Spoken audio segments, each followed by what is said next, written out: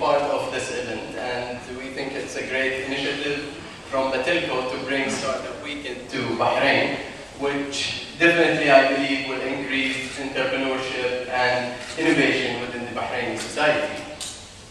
Actually, at Ericsson, we have been innovating for more than a century and developing the infrastructure that enables innovation. And it was actually 135 years ago when our founder, Lars Ericsson, had a vision that communication is a basic human need. And this is what we see it happening today, that we cannot live without these. So what we are doing today is that continuing that innovation to empower the business, people, and the whole society. And what I'd like to take you through today is more of how we see the ICT developing and how it really empowers all the innovation in the society. Okay, so let me start with showing you just some numbers, and I hope that after all you'll be inspired to see what's happening in the market and what is changing there, so that inspires you to develop some great ideas. Okay, so if we look today globally, we have around 2 billion internet users, but on the other hand, we have almost 3 times mobile subscriptions there. So having around 6 billion mobile subscriptions, really the total mobile or the global mobile network is the biggest social network in the history of humankind. So you can see that it is already covering around 80% of the total population of Earth. So this is giving you a lot of the ammunition and the ideas that how big this society is and the need to create applications for. And if you see the number here is around 10 billion app downloads so far. So there is a huge potential in developing applications for mobile. Second thing is to look at the different factors really which are changing the whole mindset in the market out there and the whole landscape. And first to start with is the mental shift and the change in the consumer behavior. So if you look at the consumers today, we see the increasing power of the digital natives, and these are the people who are born with mobile phone and internet connection. And they cannot think of or they don't accept anything less than 24/7, always connected, everywhere, anytime. So you have to keep this always in mind. The other factor is the changing business. So it's not only that these people have grown up, the digital natives, and they have started joining businesses and companies, which will really have a big impact on the way business works, but also you see a lot of emphasis nowadays on the efficiency and other factors to make the business smoother, more efficient. And that, I think ICT is giving really a great help there. And you see a lot of now buzz about the machine-to-machine communications, and mobility in any organization is really essential.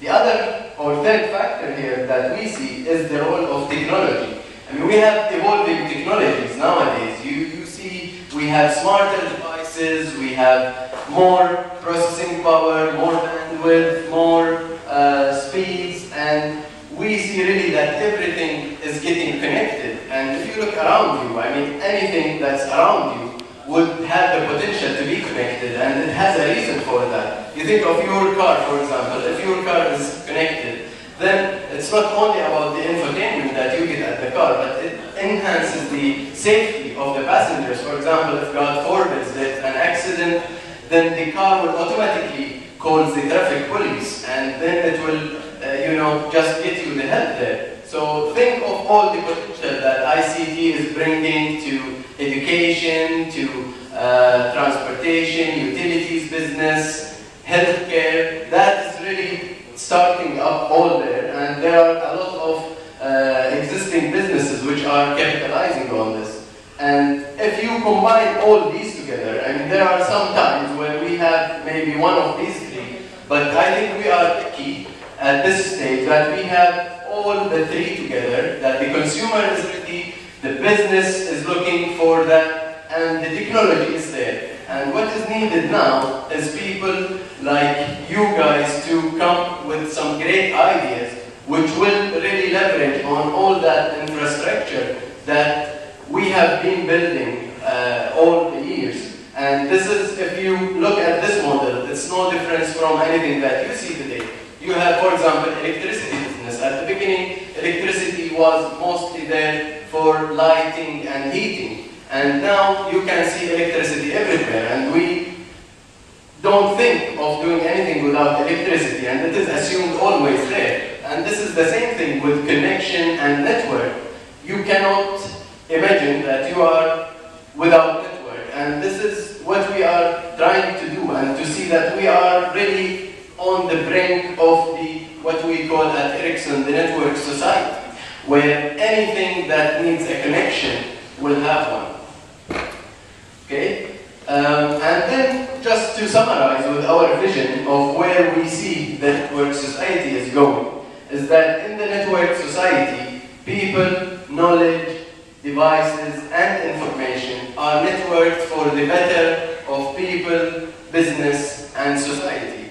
And before finishing and going to the question and answers, I'd like just to show you a small video that we have produced to really inspire you and show you all the opportunities that are out there and enabled by ICT technology.